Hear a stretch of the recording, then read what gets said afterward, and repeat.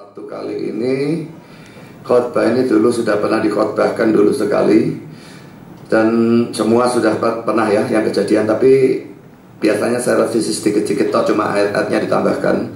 Tapi yang untuk satu ini saya tambahkan banyak, tapi penambahannya terjadi pada session yang kedua nanti. Jadi karena banyaknya penambahan, maka ini tidak bisa selesai dalam satu session.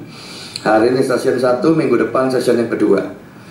Karena dalam khotbah ini ada satu ayat, yaitu Kejadian 24 ayat 44 yang digunakan oleh pendeta Sucipto Subeno di dalam bukunya Indahnya Pernikahan Kristen.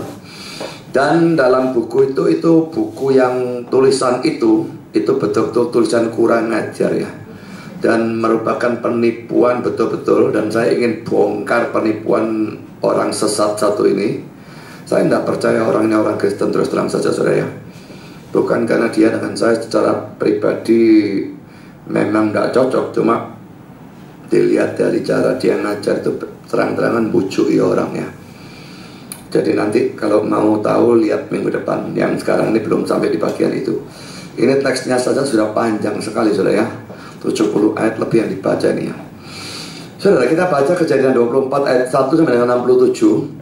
Lalu kita sambung dengan Kejadian 22 ayat 20 sampai 24. Mengapa kok bagian itu dibahas di sini, nanti saudara akan melihatnya. Jadi ini dua teks yang terpisah sebetulnya. Yang satu ini sudah lalu, waktu lalu tidak dibahas diloncati, memang dibahas di sini karena memang berhubungannya di sini.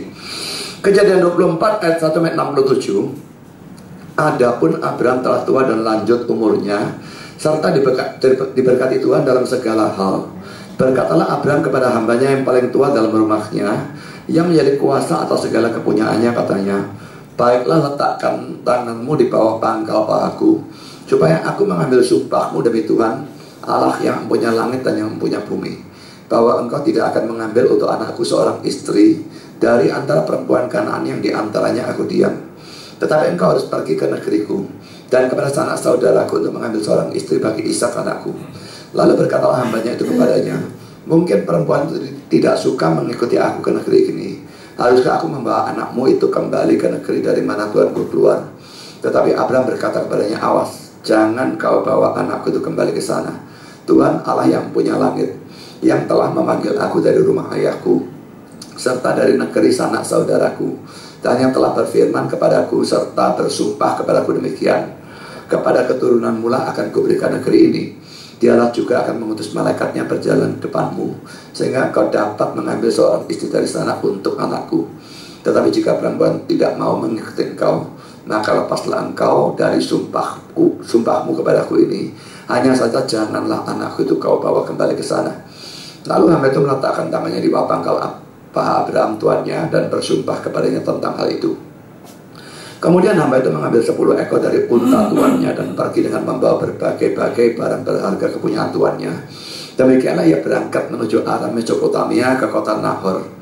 Di sana disuruhnya lah unta itu berhenti di luar kota dekat suatu sumur pada waktu petang hari, waktu perempuan-perempuan keluar untuk menimba air. Lalu berkatalah ia, Tuhan Allah Tuhanku Abraham, buatlah kiranya tercapai tujuan Tuhanku pada hari ini. Tunjukkanlah kasih setiamu kepada Tuhanku Abraham. Di sini aku berdiri di dekat mata air, dan anak-anak perempuan penduduk kota ini datang keluar untuk menimba air. Kiranya terjadilah begini. Anak gadis kepada siapa aku berkata, tolong miringkan buyungmu itu supaya aku minum. Dan dia menjawab, minumlah, dan unta-untamu juga akan kuberi minum. Dialah kiranya yang kau tentukan bagi hambamu Ishak. Maka dengan begitu akan ku ketahui bahwa engkau telah menunjukkan kasih setiamu kepada Tuanku itu. Sebelum ia selesai berkata, maka datanglah Ribkah yang lahir bagi Betuel, anak laki-laki Milka istri Nahor, saudara Abraham. Buyungnya dibawanya di atas bahunya. Anak gadis itu sangat cantik parasnya, seorang perawan, belum pernah bersetubuh dengan laki-laki. Ia turun ke mata air itu dan mengisi buyungnya, lalu kembali naik. Kemudian berlarilah hamba itu mendapatkannya serta berkata, tolong beri aku minum air sedikit dari buyungmu itu. Jawabnya, minumlah Tuhan. Maka segeralah diturunkannya buyungnya itu ke tangannya, serta diberinya dia minum.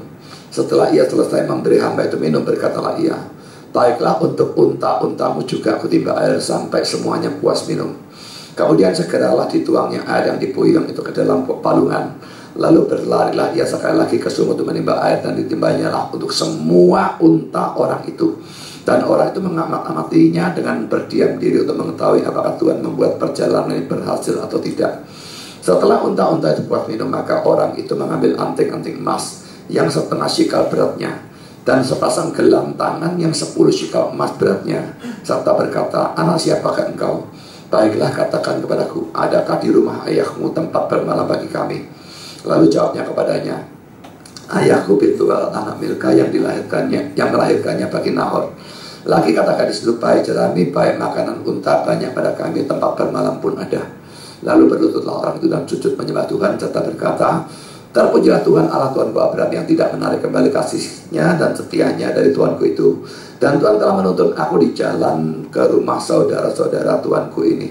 Berlarilah gadis itu pergi menceritakan kejadian itu ke rumah ibunya. Ribka mempunyai saudara laki-laki namanya Laban. Laban berlari keluar mendapatkan orang itu ke mata air tadi. Sesudah dilihatnya anting-anting itu dan gelang pada tangan saudaranya, dan sesudah didengarnya perkataan Ribka saudaranya yang bunyinya, begitulah dikatakan orang itu kepadaku. Ia mendapatkan orang itu yang masih berdiri samping untanya di dekat mata air itu, dan berkata, marilah engkau yang diberkati Tuhan. Mengapa engkau berdiri di luar, padahal ku sediakan rumah bagimu dan juga tempat untuk unta-untamu? Masuklah orang itu ke dalam rumah, ditanggalkannya lah pelana unta-unta, diberikan jerami dan makan pada unta-unta itu, lalu dibawa air pembasuh kaki untuk orang itu dan orang-orang yang bersama-sama dengan dia. Tetapi ketika dihidangkan makan depannya, berkatalah orang itu, aku tidak akan makan sebelum ku sampaikan pesan yang ku bawa ini. Jawab Laban, silakan. Lalu berkatalah ia, aku ini hamba Abraham. Tuhan sangat memberkati tuanku itu sehingga ia telah menjadi kaya. Tuhan telah memberikan kepadanya kambing domba dan lembu sapi, emas dan perak, budak laki-laki dan perempuan, unta dan keledai.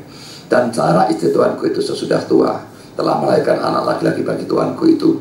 Kepada anaknya itu telah diberikan tuanku segala harta miliknya.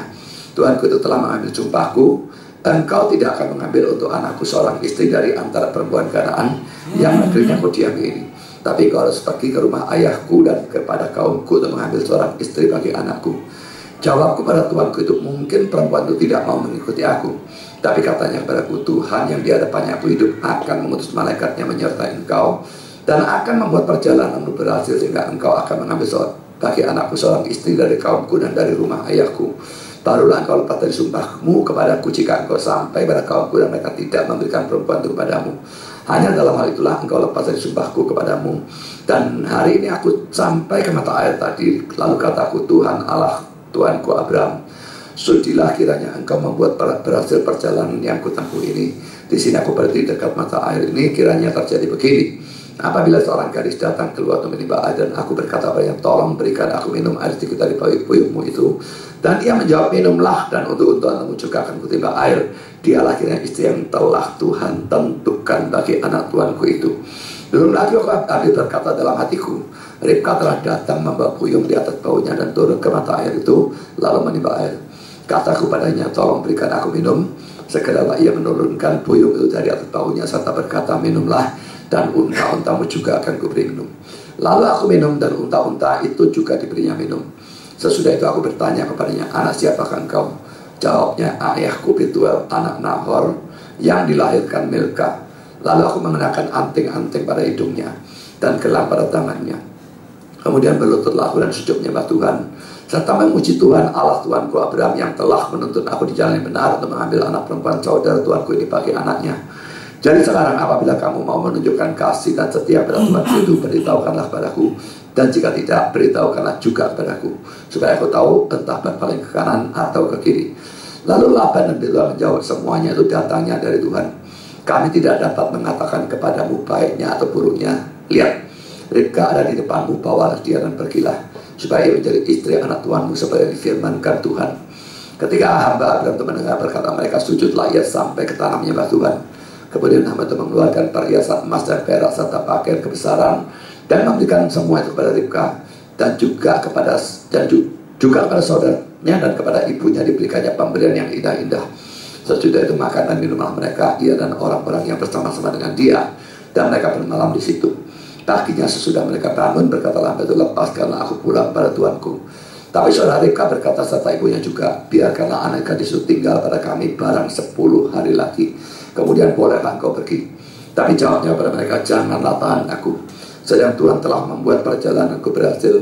Lepaskanlah aku supaya aku pulang kepada tuanku. Kata mereka, baiklah kita panggil anak gadis itu dan menanyakan kepadanya sendiri. Lalu mereka memanggil Ribka dan bertanya kepadanya, maukah engkau pergi beserta orang ini? Jawabnya, mau. Maka Ribka, saudara mereka itu, dan inang pengasuhnya beserta hamba Abraham dan orang-orangnya dibiarkan mereka pergi. Dan mereka memberkati Ribka, kata mereka kepadanya, saudara kami, moga-moga engkau menjadi beribu-ribu laksa, dan moga-moga keturunanmu menduduki kota-kota musuhnya. Lalu berkemaslah Ribka beserta hamba-hambanya perempuan, dan mereka naik unta mengikuti orang itu. Demikian hamba itu membawa Ribka lalu berjalan pulang. Adapun Ishak telah datang dari arah sumur Lahai-roi, dan ia tinggal di taman Negeb. Menjelang senja, Ishak sedang keluar untuk berjalan-jalan di padang. Ia melayangkan pandangnya, maka dilihatnya lah ada unta-unta datang. Ribka juga melayangkan pandangnya, dan ketika dilihatnya Ishak, turunlah ia dari untanya.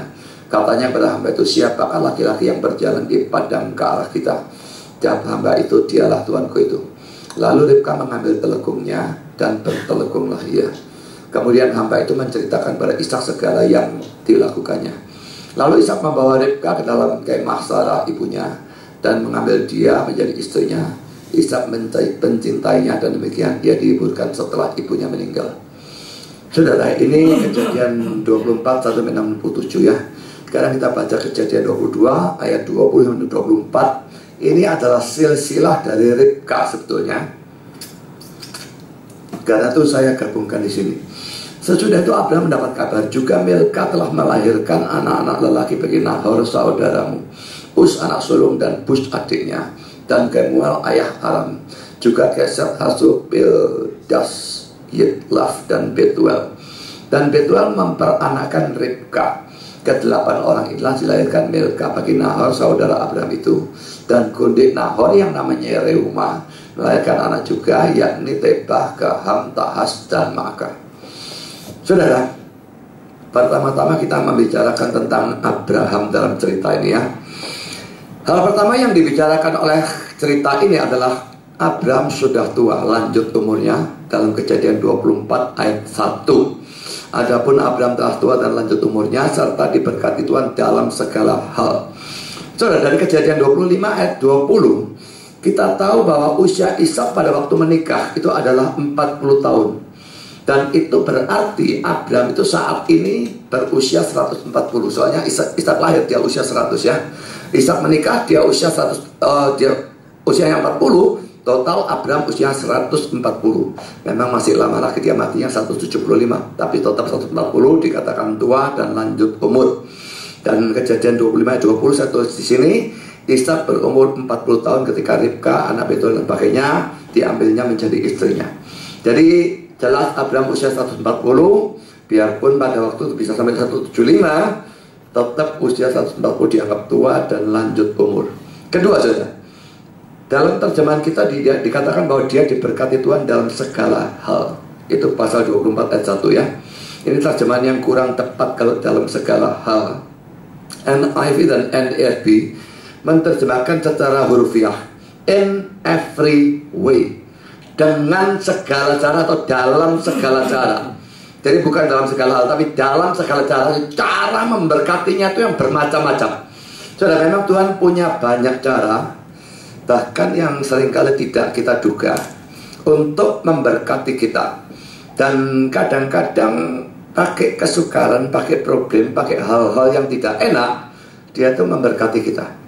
Kita yang matanya cupet ya, seringkali lihat penderitaan, kita ngomel, kita marah, kita mungkin kecewa, frustrasi, dan sebagainya. Tapi kalau kita anak Tuhan, apapun yang datang kepada kita, itu untuk kebaikan kita. Tuhan berkata dalam segala sesuatu mendatangkan kebaikan. Sehingga saudara, apakah itu menyenangkan atau tidak menyenangkan? Apakah itu suatu berkat dalam pandangan kita, atau itu kutuk dalam pandangan kita? Saudara, itu semua diberikan untuk kebaikan kita. Jadi saudara, dia punya banyak cara untuk memberikan berkat kepada kita. Tuhan punya jalannya di dalam puting beliung dan badai. Ada ayat yang punya seperti itu ya. Jadi kalaupun rasanya semua tidak mungkin, dia tetap punya jalan untuk memberkati kita. Saya tidak tahu pengaruh kenaikan harga BBM dan pengaruh kenaikan harga barang-barang yang sudah beberapa bulan ini sudah jalan naik. Apa karena BBM naik lagi? Saya yakin ya. Saya tidak tahu apa pengaruhnya itu bagi saudara. Saudara orang miskin, saudara orang yang tidak mampu, dulu sudah cekot-cekot, sekarang pasti tambah cekot-cekot ya, tambah teman gitu ya. Tapi saudara, kalau saudara anak Tuhan, dan kalau saudara memang tetap mengutamakan Tuhan dalam sikon apapun termasuk dalam kemiskinan, Tuhan janji dia akan mencukupi. Dan sekalipun jadi miskin itu jelas tidak enak. Tapi kalau saudara anak Tuhan dan dia mengatur saudara miskin, maka dia pasti punya maksud. Tapi memang kalau miskin itu disebabkan kesalahan saudara sendiri, yang memang tidak bisa ngatur duit, yang lalu ngawur saja kalau belanja yang tidak perlu dibeli, yang bukan kebutuhan, hanya keinginan dibeli semua lalu melarat, yaitu salahnya saudara. Sudah waktunya saudara bertobat, saudara ya.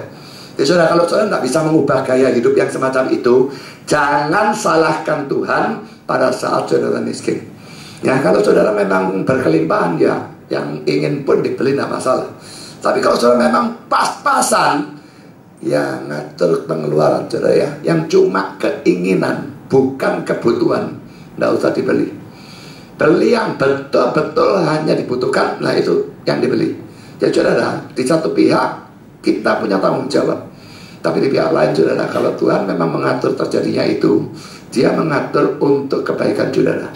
Ya, saudara, mari kita masuk dalam poin yang ketiga. Dia mengutus hambanya yang tertua untuk menjadi untuk Ishak. Di dalam ayat 2 sampai dengan ayat yang keempat, disuruh pergi ke negerinya yang dahulu. Mungkin tangan ditaruh di bawah pangkal paha, itu tradisi mereka kalau bersumpah ya. Saya tidak ngerti, tapi cuma saya kok tidak melihat di tempat-tempat lain terjadi seperti itu. Saya tidak tahu, tidak ingatlah dia ya. Tapi pokoknya rupanya satu tradisi seperti itu, disuruh bersumpah, carikan istri dan sebagainya. Saya kira tidak usah baca teks ini karena tadi saya tidak baca. Ada beberapa hal yang ingin saya baca. Pertama, mungkin sekali hamba ini adalah hamba yang namanya Eliezer, yang muncul dalam Kejadian 15 ayat 2 dan 3. Waktu itu Abraham pikir dia tua, tidak bakal punya anak lah. Nah, dia berkata kepada Tuhannya, Abraham menjawab, ya Tuhan Allah, apakah yang akan engkau berikan kepadaku? Karena aku akan meninggal dengan tidak mempunyai anak, dan yang akan mewarisi rumahku ialah Eliezer orang Damsyik itu. Lagi kata Abraham, engkau tidak memberikan kepadaku keturunan, sehingga seorang hambaku nanti menjadi ahli warisku. Rupanya ini orang yang diutus karena ini mau jadikan ahli waris yang mestinya, yang dia yang paling hamba yang paling bagus, yang paling senang dan sebagainya.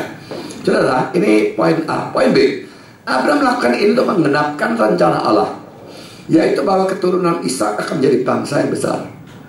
Pertama dijanjikan kepada Abraham, lalu dijanjikan juga nanti kepada Ishak, dijanjikan lagi nanti kepada Yakub. Dan saudara, Abraham melakukan ini, mengawinkan Ishak, supaya rencana Allah itu, janji Allah itu akan terjadi. Saudara, rencana Allah atau janji Allah, tidak peduli direncanakan, tidak perlu dijanjikan, itu tidak akan terlaksana kalau Ishak tidak menikah. Lalu punya anaknya dari mana? Menjadi bangsa yang besarnya dari mana? Dari sini saudara, terlihat bahwa ada dua hal dikitnya.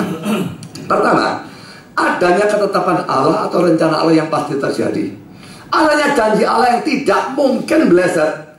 Itu tidak membuang tanggung jawab manusia untuk melaksanakan rencana Allah itu. Ingat ini baik-baik saudara ya. Jadi saudara, apakah seseorang ditentukan selamat atau tidak selamat atau bagaimana saudara? Saudara, si A tentukan selamat, tetap saudara kita harus injil dia. Tanggung jawab kita tidak dibuang. Kita memang waktu injil tidak akan tahu, karena tidak tahu ya injil seadanya orang. Tapi seandainya kita bisa tahu, si A tentukan selamat, oh tentukan selamat, biarlah pasti selamat dengan dirinya. Tidak bisa. Dia tidak akan selamat kalau tidak dengar Injil. Ya Tuhan bisa suruh malaikat, tapi saudara, Tuhan pada umumnya ingin kita yang melakukan. Jadi ada rencana Tuhan, ada janji Tuhan, tidak membuang tanggung jawab saudara. Untuk berdoa, untuk apa, semua itu ada tanggung jawab. Apa saudara pernah berdoa untuk kesehatan saudara sendiri? Berdoa untuk kerohanian saudara sendiri? Atau saya pikir, mati hidup sudah tentukan Tuhan, sehat tidak sehat tentukan Tuhan. Siapa yang mengajar berpikir seperti itu? Saya bukan hyper Calvinis, dan itu pikiran hyper Calvinis. Kalau itu bisa ada dalam jemaat saya perlu nangis sebetulnya. Ya, jadi saudara, kita punya tanggung jawab. Tidak peduli rencana Allah itu apa, janji Tuhan itu apa, kita tetap punya tanggung jawab melaksanakan rencana itu. Bukan kita membantu dia, tapi kita punya tanggung jawab, dan itu harus kita laksanakan. Yang kedua, sekalipun dia sudah tua, dan sekalipun Tuhan memberkatinya sehingga dia tidak kurang sesuatu apapun, tetapi Abraham tetap selalu menyesuaikan hidupnya dengan rencana atau kehendak Allah. Saudara, banyak orang yang pada saat masih muda selalu berusaha melaksanakan kehendak Allah, tapi pada saat sudah tua menjadi luntur dalam semangatnya melaksanakan kehendak Allah. Biasanya pelayanan khususnya ya dulu pelayanan rajin, sekarang aku sudah tua. Dan istilah yang benar bagi saya, yang sering kali digunakan, aku memberi kesempatan kepada yang muda-muda. Oh, yang muda-muda tentu harus pelayanan, tapi siapa yang kasih izin saudara pensiun? Kecuali kalau saudara memang sudah tanya pada Tuhan, dan Tuhan kasih izin, oke, kamu boleh pensiun, serahkan kepada yang muda-muda. Yang saya yakin tidak akan terjadi kecuali Tuhannya bisa ngelindur. Tapi saudara boleh lakukan itu. Saudara, juga banyak orang dalam masa sukar berusaha melaksanakan kehendak Allah, tapi pada masa enak, karena berkat Tuhan yang berlimpah-limpah, justru jadi lupa daratan. Ini memang selalu terbolak-balik ya. Ada orang yang terbalik, kalau enak nurut, kalau ada problem ngambek, mundur dari Tuhan dan sebagainya. Tapi ada juga yang terbalik, pada waktu suka mentaati Tuhan, pada waktu enak lupa daratan. Seperti saya pernah cerita, saya pernah waktu tinju itu sparring dengan seorang petinju. Wah, dia lebih kecil dari saya, saudara, tapi tapi saya itu tergolong pukulan sangat keras ya di dalam sasana saya. Tapi saya pukul kekuatan full, buat gini, tidak dilindungi, gini kan. Selesai sparring, orang-orang bilang, oh itu diwantemi mental, disawat bantal kelesetan. Apa maksudnya sawat bantal kelesetan? Sawat bantal kan enak ya, enak dia tidur, saudara. Nek diwantemi malah kecil. Ada problem, ada orang-orang Kristen yang makin berkobar-kobar, tapi pada waktu enak lupa daratan. Simpson mungkin contoh seperti itu. Banyak musuh, berkobar-kobar. Lihat Delila keblak. Daud juga demikian, dikejar-kejar Saul, setia pada Tuhan. Karena Betseba delosor. Saya saudara, ini sesuatu yang dua-dua mesti kita waspadai ya. Problem bisa menjatuhkan kita, enak bisa menjatuhkan kita, sama-sama. Hati-hati dalam kedua hal ini. Sebetulnya yang enak itu normal-normal saja, saudara ya. Jadi jangan terlalu enak, tapi juga jangan terlalu banyak kesukaran. Tapi repotnya kita tidak bisa milih, saudara. Jadi kita harus waspada untuk kedua hal. Kaya nemen atau miskin nemen, enak nemen atau tidak enaknya nemen, sehat nemen atau sakit nemen, itu semua kita mesti waspadai. Saudara, Abraham ini masa sukar atau masa nikmat, dia itu tetap setia kepada Tuhan. Saudara, maukah saudara meniru dia? Sekarang saudara, kita masuk dalam poin yang keempat. Dalam menyuruh hambanya mencarikan istri untuk Ishak, Abraham memberikan syarat, yaitu perempuan itu tidak boleh perempuan Kanaan. Perempuan Kanaannya Mbak semua dia tidak mau. Tetapi perempuan dari tanah asal Abraham, dari anak sanak saudara Abraham sendiri. Ini pasal 24 ayat 3 dan 4. Kalau Abraham mau menuruti hikmat atau kebijaksanaan dunia, maka seharusnya dia justru mencarikan Ishak, istri itu dari antara penduduk Kanaan. Karena apa keuntungannya? Pertama, carinya lebih gampang. Mencari ado-ado. Soalnya cari istri suruh nyari dek Papua sana. Lah, Belanda kena perjalanan cuma Belanda, saudara. Lah, nek nyari dek Surabaya, Sidoarjo, Gresik, sih lumayan. Kalau jauh-jauhnya Kedua, saudara, akan menyebabkan Ishak lebih diterima oleh penduduk Kanaan. Kalau istrinya dia orang Kanaan, otomatis dia akan lebih diterima. Itu pasti. Kenapa cari orang lain? Tapi saudara, Abraham tetap tidak mau Ishak mendapatkan istri dari antara penduduk Kanaan. Karena pertama, Abraham adalah keturunan Sem. Itu dari Kejadian 11 ayat 26. Dan Kanaan adalah keturunan Ham. Kejadian 10 ayat 6 sampai dengan 20. Yang ada di bawah kutub. Kejadian 9 ayat 26 27. Saya tidak berikan ayatnya karena dulu sudah saya bahas. Menikahkan Ishak dengan orang yang ada di bawah kutub jelas tidak akan sesuai dengan kehendak Allah. Jadi dia tahu kehendak Allah, dan orang-orang yang ada di bawah kutub tak peduli dekat gampang, enggak. Dari yang sukar, yang tidak di bawah kutub. Kedua, Abraham tahu bahwa orang Kanaan itu kafir dan bejat dan akan dihancurkan oleh Tuhan. Jadi bagaimana tanah Kanaan dijanjikan untuk Abraham dan keturunannya kalau pendudukannya tidak dimusnahkan dulu? Penduduk musnah baru diberikan. Jadi dia tahu ini bakal dimusnahkan. Kejadian 15 ayat 16. Sampai keturunan yang keempat akan kembali ke sini. Jadi Abraham dikatakan keturunannya akan diperbudak di Mesir, tapi keturunan keempat akan kembali ke sini ke Kanaan. Sebab sebelum itu kedurjanaan orang Amori ini wakil dari Kanaan, belum genap. Lah, waktu keturunan keempat sudah genap, dihancurkan. Israel balik ke sana menuju Kanaan. Jadi saudara, dari sini lagi-lagi terlihat bahwa Abraham mau menyesuaikan hidupnya maupun hidup Ishak dengan kehendak Tuhan tanpa mempedulikan kebijaksanaan atau hikmat dunia. Kalau saudara adalah orang yang selalu hidup berdasarkan politik atau hikmat atau kebijaksanaan dunia, bahkan bangga akan hal itu, bertobatlah dan belajarlah dari Abraham. Adalah lebih baik dianggap bodoh oleh dunia, tapi kita taat kepada Tuhan, daripada dianggap cerdik atau pandai atau bijaksana oleh dunia, tapi kita tidak taat kepada Tuhan. Coba introspeksi saudara, dalam hal apa saudara hidup menurut kebijaksanaan dunia? Apa yang bijaksana bagi dunia sangat mungkin adalah bodoh di hadapan Tuhan. Yang kelima, Abraham melarang hambanya membawa Ishak kembali ke tanah asal Abraham. Ini pasal 24 ayat 5 sampai ayat 8. Saya tidak akan baca ulang, saya cuma tuliskan saja. Karena sudah ada beberapa poin yang akan saya bahas. Pertama saudara, pemikiran hamba Abraham bahwa perempuan itu tidak mau ikut ke Kanaan, itu adalah sesuatu yang logis. Karena pertama, hamba itu adalah orang asing bagi perempuan itu ya. Dia kan bagi tempat jauh, dia asing bagi perempuan itu. Bagaimana perempuan itu tidak kenal-kenal bisa mau ikut orang asing begitu saja? Ini tidak masuk akal. Kedua, sekalipun perempuan itu adalah sanak saudara Abraham, tapi antara Abraham dan sanak saudaranya di tanah asalnya boleh dikatakan tidak ada komunikasi sama sekali ya. Ingat saat itu zaman kuno sekali. Telepon, handphone, BBM, apa itu tidak ada semua saudara ya. Dan telegram juga tidak ada. Saya tidak tahu pos surat ada apa enggak, saya tidak ngerti. Tapi saudara, jelas komunikasi sukar ini jarak yang sangat jauh. Kecuali ada komunikasi itu kalau kata kabar dalam pasal 22-20 mau dianggap sebagai komunikasi.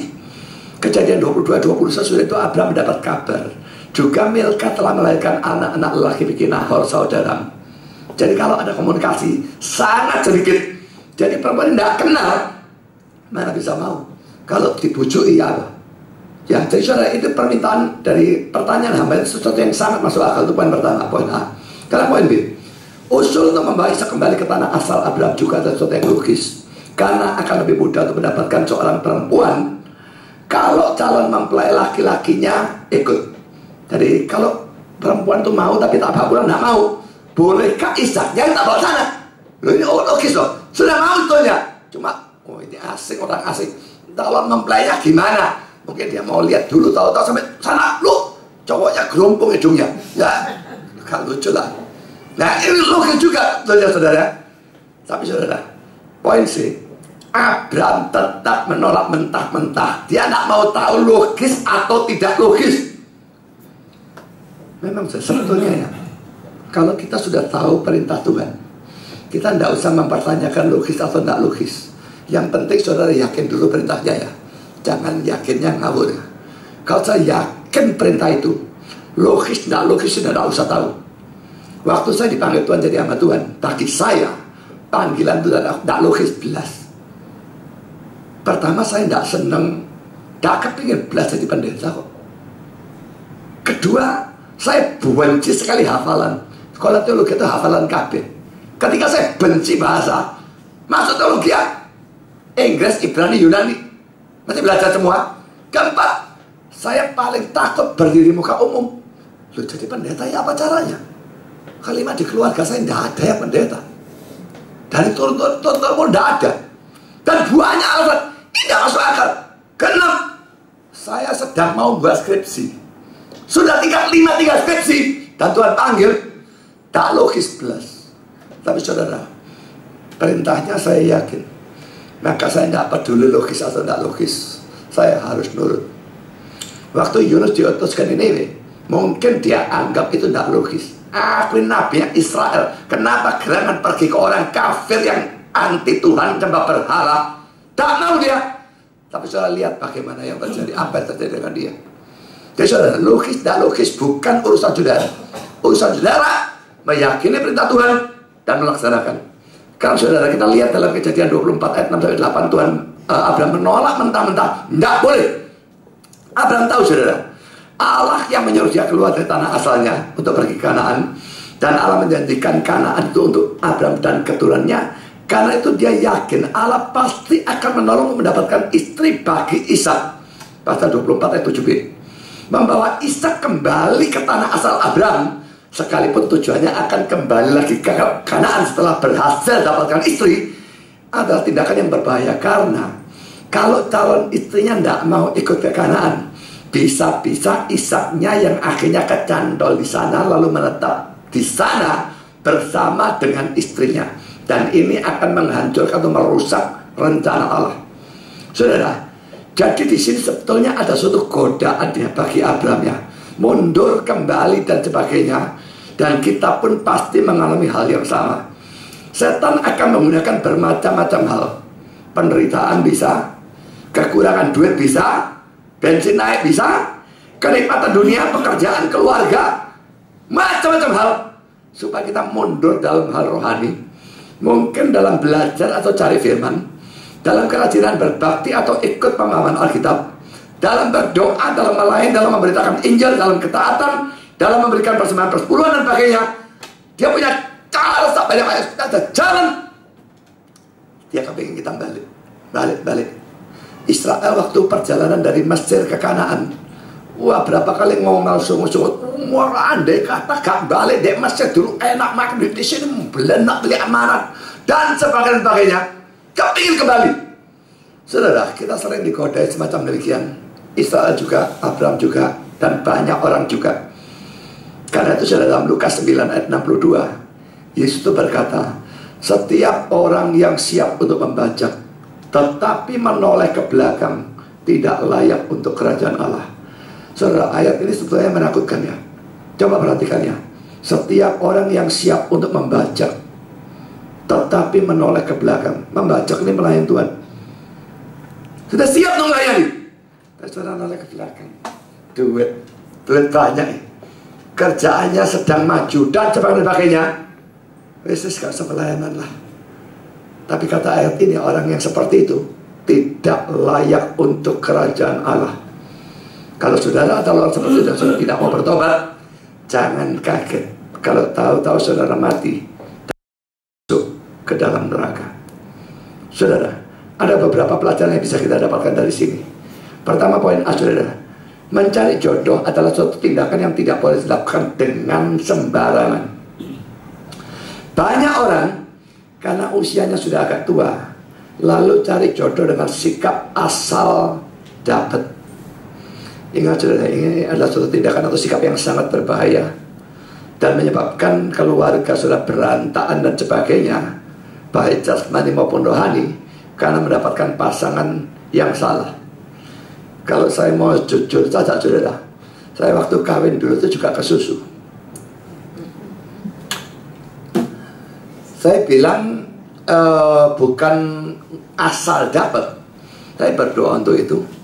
Dan saya lihat dia itu juga kelihatan rohani, sangat senang berdoa, bahkan dia berdoa lebih banyak dari saya. Cuma kalau belajar firman saya lebih banyak dari dia. Tapi kami pacaran baru 1,5 tahun, belum 100% sebetulnya. Tapi saya mengingat usia saya waktu itu sudah mendekati 37. Bulan Agustus kami menikah, bulan Desembernya saya 37.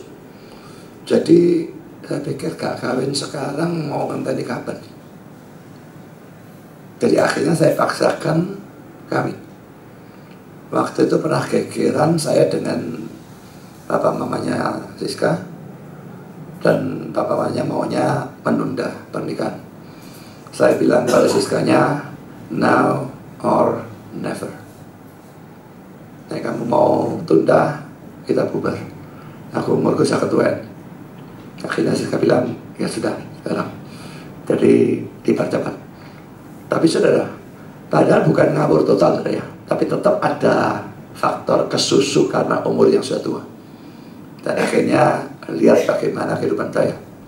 Ya, berantakan, hancur semua, termasuk pelayanan hancur. Jadi saya tidak mau apa yang terjadi pada diri saya ini terjadi pada diri saudara. Saudara cari istri atau cari suami, atau saudara cari menantu, jangan sembarangan. Hanya karena calonnya ini kaya, itu tidak berarti itu akan membahagiakan saudara. Justru kalau saudara melarat ya, yang sana suki teman, dari babu atau dari jongo saudara nanti, yang sana tuh sudah biasa jadi bos. Mana dia mau, dia lalu melayani saudara-saudara melayani dia. Saya tidak larang istri melayani suami, tapi tidak sebagai babu saudara. Kita tidak kehendaki menikah dengan cara semacam demikian. Jadi saudara, hati-hati cari jodoh, pokoknya dia sudah mapan, duitnya banyak, itu pasti cepat-cepat jadi berantakan, tidak karu-karuan. Saudara, yang penting itu kehendak Tuhan, dan yang penting saudara betul-betul cocok dan saling mencintai tanpa ada keraguan apapun. Kalau masih ada keraguan, lebih baik itu ditunda dan dipikir ulang daripada sudah masuk pernikahan. Ini one way ticket saudara. Tidak ada tiket balik saudara, kecuali berantakan bubar saudara. Kalau kerjaan gampang saudara ya, kerja tidak cocok keluar lagi, pindah kota tidak cocok balik lagi. Kawin nggak cocok, nggak bisa. Cerai ya sudah cerai, hancur.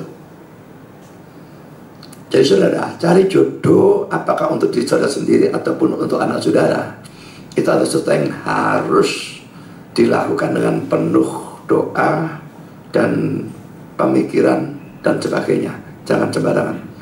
Poin B saudara, Abraham tetap memegang syarat atau larangan yang sesuai firman Tuhan, sekalipun itu mempersulit untuk mendapatkan istri untuk Ishak. Saudara, mempersulit, dia tidak peduli. Orang ikut Tuhan itu mesti mau jalan yang sulit. Kalau kita selalu cari jalan gampangnya, ya banyak tidak nurutnya saudara. Tuhan menyuruh banyak hal yang kalau kita turuti, mesti akan membuat segala sesuatu prosesnya jadi sukar. Sogok menyogok misalnya gitu ya. Saya tidak bilang sogok menyogok itu mutlak dilarang. Saya selalu katakan kalau sogok menyogok itu mutlak dilarang, kita di Indonesia tidak bisa hidup. Menyogok, selama kita menyogok supaya orang itu melakukan kewajibannya, menurut saya boleh. Itu tidak bisa dilarang. Jadi misalnya saudara mau ambil SIM, umurnya sudah cukup, saudara bisa nyetir, teori sudah bisa, tetap gak dilulus, nah itu mungkin karena polisinya tidak dikasih duit. Ya kasih orang saudara, nah, saya tak kasih. Karena dia kewajibannya mestinya memberikan kok. Podoh yang ditodok, ya kasih, nah sudah, mari. Tapi saudara, kalau saudara punya anak yang umurnya baru 13, ini tidak memenuhi syarat, tapi sudah buat SIM, setelah gantian Pak kecil 3 tahun, tapi tulis 16 lah, mari lah. Kasih duit untuk hari itu. Nah ini nyogok supaya dia melakukan hal yang salah. Nah yang seperti ini tidak boleh. Ini pun saudara suka dilakukan di Indonesia. nyogok supaya orangnya melakukan benar, itu boleh. Hanya itu yang boleh. Itu saja terus terang sangat sukar dilakukan di Indonesia. Tapi saudara, kalau mau ikut Tuhan dengan strict, memang harus cari jalan yang sukar kadang-kadang. Saudara pun akan lebih sulit cari jodoh. Kalau saudara mentaati syarat Tuhan yang ditetapkan dalam Alkitab, orang percaya harus berpasangan dengan sesama orang percaya. Itu sulit di Indonesia, saudara. Itu hampir mustahil kalau di Jepang atau Taiwan atau negara-negara yang Kristennya luar biasa sedikit. Indonesia ini Kristennya banyak, saudara. Jepang dan Taiwan itu 1 atau 2%. Entah yang mana 1%, yang mana 2%, saya lupa. Bayangkan kalau negara 1% Kristen, lalu saudara Kristen harus cari jodoh Kristen. Ini uangnya luar biasa, saudara. Tapi saudara, kalau dia memang tetap mau mentaati Tuhan, dia dapat akhirnya kan. Tuhan tahu apa kebutuhan kita sedikit. Kalau kita mau taat, kita berdoa, dia akan beri. Tapi saudara, kalau kita cari gampangnya lah, apakah dia Kristen-Kristenan, dikristenkan cepat-cepat, padahal tidak Kristen sungguh-sungguh, ya itu tidak beres, saudara. 2 Korintus 6 ayat 14, janganlah kamu merupakan pasangan yang tidak seimbang dengan orang-orang yang tidak percaya. Sebab persamaan apakah terdapat antara kebenaran dan kedurhakaan, atau bagaimana terang dapat bersatu dan gelap. Memang bisa terjadi orang pacaran dengan non-Kristen, lalu non-Kristennya betul-betul jadi Kristen. Tidak ada apapun keberatan saya dalam persoalan itu kalau itu terjadi. Tapi saudara, bagaimana kalau dia jadi Kristennya itu ternyata cuma pura-pura, hanya supaya bisa kawin? Maka ini menjadi sesuatu yang membahayakan. Jadi sebetulnya saudara, jangan pacaran dulu kalau dia kafir. Ya koncoan dulu, injili dulu. Kalau sudah bertobat dan yakin akan pertobatannya, maka baru saudara boleh jalan untuk pacaran. Tapi kebanyakan orang pacaran dulu, wis kadung jatuh cinta nek mau mutus, no, waduh loro kabeh, saudara. Ya, jadi saudara, ini dalam banyak hal ya, bukan cuma dalam persoalan pacaran. Tapi kalau kita memang ikut Tuhan, sering kali ada jalan yang sukar yang harus kita tempuh, dan kita harus mau melakukan itu. Kristus pun apakah menempuh jalan yang gampang untuk menebus dosa kita? Dia menjadi manusia, dia menderita setengah mati, bukan setengah mati, sampai mati dengan cara yang paling menyakitkan, paling hina, paling terkutuk untuk menebus kita. Kalau kita dituntut untuk mengikuti jalan yang sukar, itu tidak terlalu nemen. Tapi saudara, maukah saudara tetap memegang syarat itu ya? Kalau menikah harus Kristen dengan Kristen, sekalipun sulit, Tuhan itu Maha Kuasa, dia bisa carikan jodoh bagi Tuhan, bagi saudara sesuai kehendak Tuhan. Apalagi di gereja kita, gereja kecil gini ya. Sekarang ini ada belum kawin gini ya, 1, 2 belum kawin, cewek endi.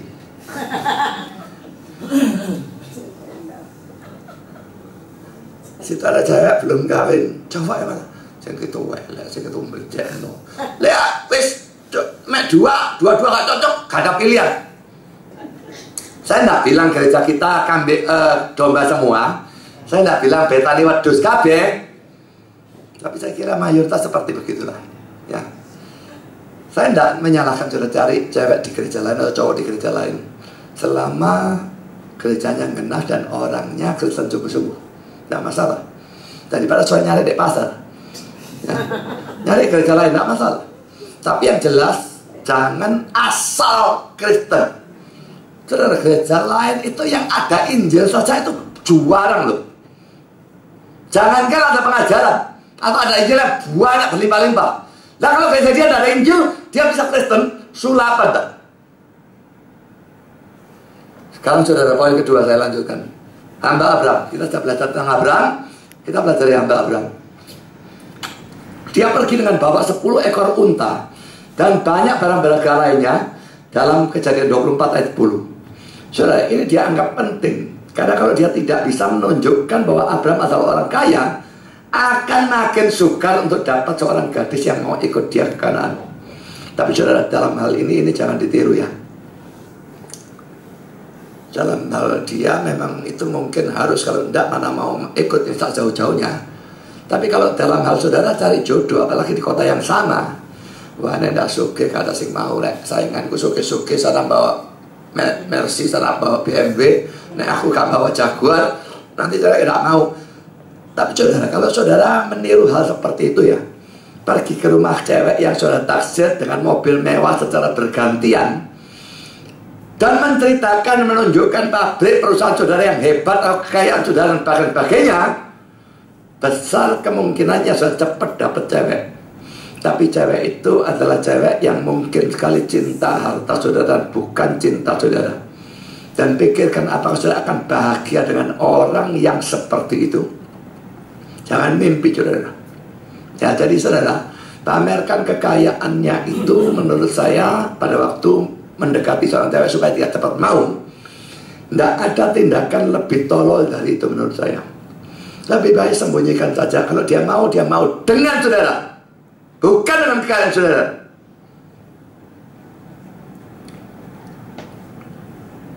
Kemarin ada satu film tentang, ya saya sampai dengar ini yang nakal.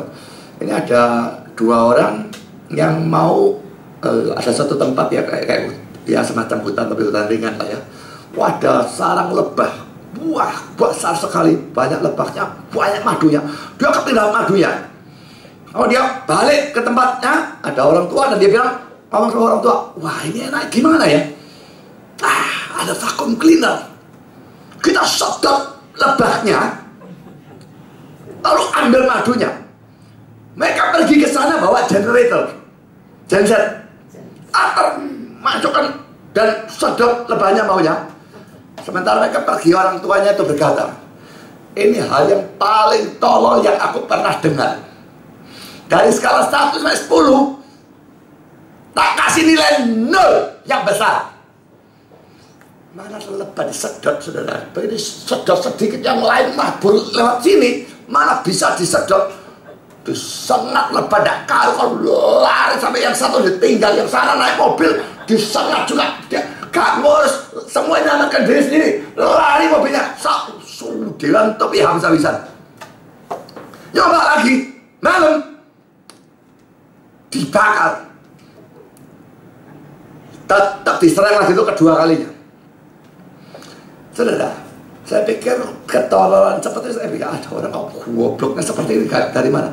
Tapi saudara, orang yang cari pacar dengan pamer kekayaan, saya kira bodohnya kurang lebih sama dengan orang-orang seperti itu. Yang cari pacar yang kaya juga bodoh-bodohnya. Cari itu yang cocok, saudara, itu yang memberikan kebahagiaan, bukan kaya atau miskinnya. Yang cocok, saudara betul-betul bisa enjoy bersama-sama dengan dia, bukan kan tempatnya dan sebagainya. Bahayanya saudara orang pacaran, saudara, pacaran selalu situasi yang menyenangkan ya, piknik, makan, nonton bioskop, jalan-jalan dan sebagainya dan sebagainya. Baru sudah kawin, bukan itu sikonnya. Ngurus anak, kerja, ngurus rumah tangga, sikonnya berbeda. Dan itu menimbulkan perasaan senang yang dulu tuh kok nggak ada sekarang. Sekarang urusan tanggung jawab lain. Jadi jangan pikirkan sama, itu lain sama sekali. Jadi kalau kaya ya dia bisa saja ajak jalan-jalan ke Singapura, ajak jalan-jalan ke Malaysia, bisa saja. Tapi saudara nanti waktu kawin apa tetap seperti itu juga enggak. Dan yang penting orangnya itu dalam sikon apapun, bukan dalam piknik, bukan dalam apa. Soal senang bersama dengan dia, ngomong-ngomong yang cocok dan sebagainya, itu baru cocok. Dan dia juga harus cocok dengan saudara sama-sama ya. Kalau saudara cocok, dia enggak, mau doain aja. Jadi saudara, pikirkan dengan baik ya. Dalam mencari seorang jodoh itu sesuatu yang penting diperhatikan hal seperti itu. Yang ketiga saudara, dia berdoa. Pasal 24 ayat 12 sampai dengan 14 ini berdoa dan juga minta tanda ya. Kalau aku berkata kasih aku minum, dia ngasih, dan bukan cuma dia dikasih, tapi unta-untanya dikasih minum semua. Wah, itu perempuan yang Tuhan tentukan bagi Ishak. Nah, itu doanya dia minta tanda gitu ya. Ada beberapa hal yang bisa kita pelajari dari hal ini saudara. Pertama saudara, dia berdoa karena dia punya beban terhadap tugas yang diberikan oleh Tuhannya. Pertama saudara, bahwa dia sangat terbeban terhadap tugasnya. Terlihat dari Kejadian 24 ayat 33 sampai 54, di mana dia menolak untuk makan. Makan nanti. Sekarang beres toin dulu, beres baru makan. Pada tradisi pada saat itu, saudara, makan dulu baru bicarakan soalan. Nah, dibalik sama dia karena begitu pentingnya. Saudara, kalau saudara menganggap sesuatu penting, saudara rela makan di belakang. Yesus sendiri sering mengabaikan menunda makanan demi pelayanan. Markus 6 ayat 31, begitu banyaknya orang yang datang dan pergi sehingga makan pun mereka tidak sempat. Lalu yang 4 ayat 31 sampai 34, disuruh makan. Aku punya makanan yang kamu tidak tahu. Makananku melakukan kehendak Dia yang mengutus aku, dan sebagainya. Saudara, apakah saudara juga mau menunda makan demi persekutuan dengan saudara seiman setelah kebaktian atau pemahaman Alkitab? Saya tahu kebaktian di sini lama ya, panjang. Khotbahnya panjang, apalagi kalau sore, kalau yang pagi ini kita pendekkan. Tapi sudah kesusu makan, belar ya. Menganggap persekutuan sebagai sesuatu penting, sudah bisa berkorban, nunda jam makan, apalagi ada camilan dan sebagainya. Atau kalau saya punya sakit mah atau apapun, atau takut terkena sakit mah, makan dahulu sebelum ajaran. Tapi sudah apapun yang sudah anggap penting, sudah rela menunda makan. Kalau misalnya jam PA atau jam GSM itu ya, pulang kerja, tidak sempat makan. Saya dulu sering, saudara, waktu masih naik sepeda motoran pelayanan, dari pelayanan sini harus pelayanan sana, saya makan tuh tidak rela, mandek beli roti goreng sambil makan sambil nyetir. Pokoknya saya jaga, makanya jangan sampai kena. Jadi saudara, yang kita mesti mau korbankan itu makan hal-hal yang enak. Tentu saja kalau itu terus dilakukan, yang maksud cebur. Kadang-kadang dilakukan tidak masalah, tapi terus menurut saya tidak anjurkan. Kedua, saudara, beban yang besar itulah yang menyebabkan dia itu berdoa. Saudara berdoa untuk gereja kita atau tidak? Saya berdoa untuk saya dalam persiapan dan sebagainya apa enggak? Apakah saya berdoa untuk gereja-gereja lain? Apa saya berdoa untuk banyak jiwa, keluarga saudara, anak saudara, sebagainya yang belum percaya pada Kristus? Apa saudara terbeban atau tidak terhadap hal-hal itu? Terlihat dari apakah saudara mendoakannya atau tidak. Makin saudara terbeban, makin saudara banyak berdoa. Kalau saudara tidak berdoa, belas, saudara tidak punya beban, belas. Sekarang poin B.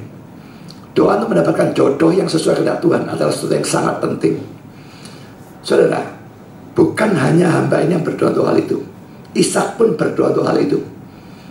Tidak terlihat dalam terjemahan kita, akan terjemahan kita salah. Coba kita lihat Kejadian 24 ayat 63 ya. Kalau terjemahan kita dikatakan Ishak itu sedang keluar untuk berjalan-jalan di padang.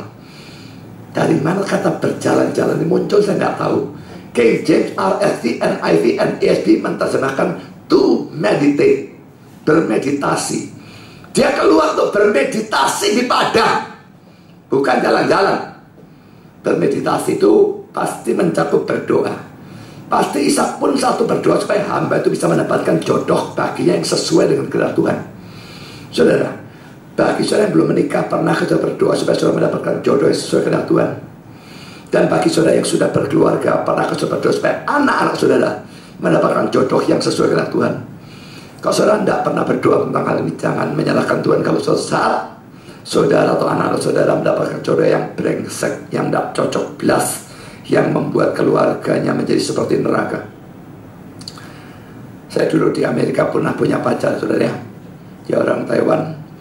Suatu kali waktu kami pergi ke rumah teman saya Amerika yang paling akrab, istri dari teman saya itu punya anak yang masih kecil. Waktu itu masih sekitar umur 4 atau 5 tahun. Dia berkata, aku sejak saat ini sudah mendoakan supaya anakku dapat jodoh yang sesuai kehendak Tuhan. Pulang, pacar saya bilang, wih, dia doakan jodoh untuk anaknya yang masih sakit. Aku untuk diriku dewek tidak pernah doa. Makanya kerohaniannya bagus sekali, saudara. Ya. Ini lucu kalau orang tidak pernah doa untuk hal seperti itu, saudara. Sekarang poin sih, saudara. Dalam doanya dia minta supaya Tuhan memberi tanda sebagai berikut. Bila gadis yang Tuhan kehendaki itu menjadi jodoh Ishak, mau beri minum bukan cuma dia, tetapi juga unta-untanya. Saudara, permintaan ini menunjukkan kepercayaannya bahwa segala sesuatu, termasuk gadis itu, pemikirannya, kehendaknya ada dalam tangan Tuhan, dan Tuhan bisa mengarahkannya sesuai dengan keinginan Tuhan. Kalau tidak, dia mana bisa berdoa untuk kepada Tuhan? Jelas gadis seluruhnya dalam tangan Tuhan, diarahkan sesuai dengan Tuhan. Keempat, dia bukan minta tanda sembarangan ya. Dalam permintaan tanda ini sebetulnya terselip suatu persyaratan tertentu tentang gadis itu. Karena gadis yang mau memberi minum dia orang asingnya, laki-laki, itu perempuan. Perempuan nimba untuk laki asing, dan bukan untuk dia toh, untuk unta-untanya. Pasti pertama, gadis itu adalah gadis yang ramah, baik hati, dan suka menolong. Itu pasti. Kalau ketus, ngambil dewek modelmu lah. Itu malah si ketus lain, saudara. Kedua, kalau gadis itu mau seperti itu, dia pasti gadis yang rajin. Nimba air itu enggak gampang, saudara. Dan dia pasti sehat secara jasmani. Nimba air sebanyak apa?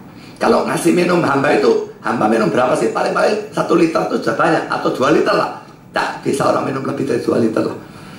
Tapi minum unta. Unta itu binatang padang pasir, itu mulutnya itu ada tangkinya ya.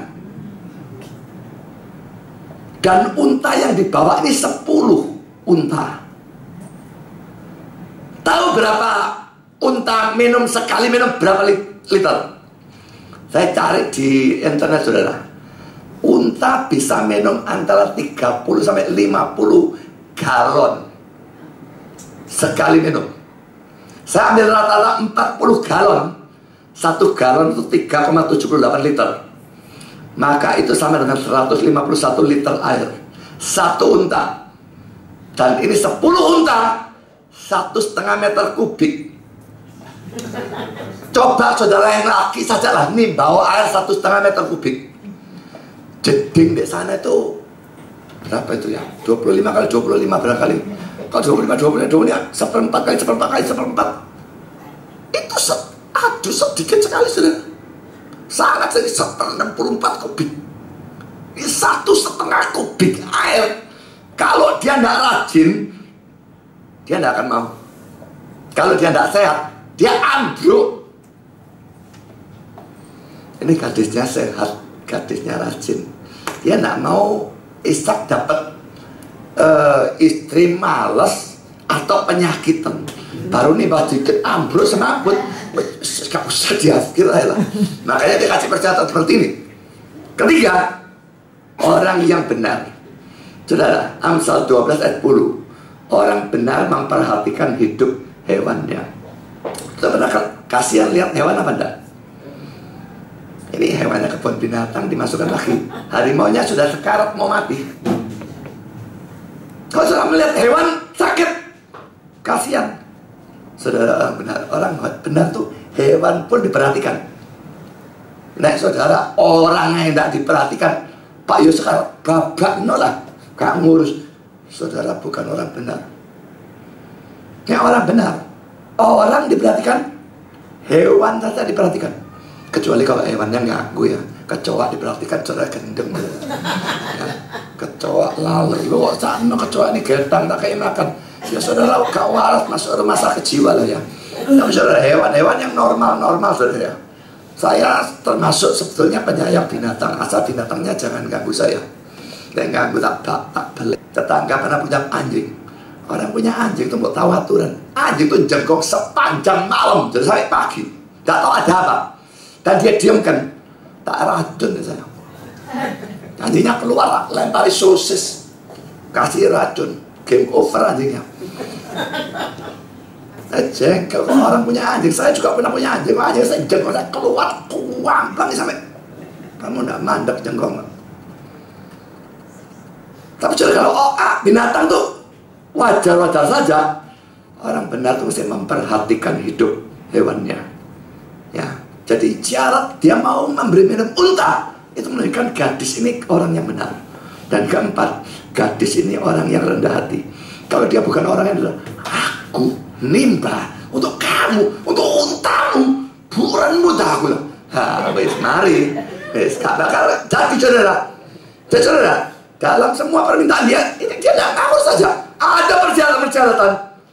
Dan kalau saudara cari pacar atau jodoh untuk anak saudara, sebaiknya juga menetapkan persyaratan-persyaratan yang kena. Ingat ya, di sini tidak ada persyaratan soge. Nah, kalau zaman sekarang itu ranking 1, soge, melarat, dah bener, baik, ramah, rajin, sehat, gak ngurus. Soge, mau mati, tambah bagus. Dapat warisan banyak. Nah saudara, ini gak waras saudara syaratnya. Nyari syarat tuh mbok yang rohani gitu loh. Syarat, lah orangnya sekuler, syaratnya sekuler. Saudara, ada yang cari jodoh untuk anak atau untuk diri sendiri, tetapkan syarat yang rohani. Ini akan bersambung pada minggu yang akan datang. Tuhan memberkati saudara. Amin.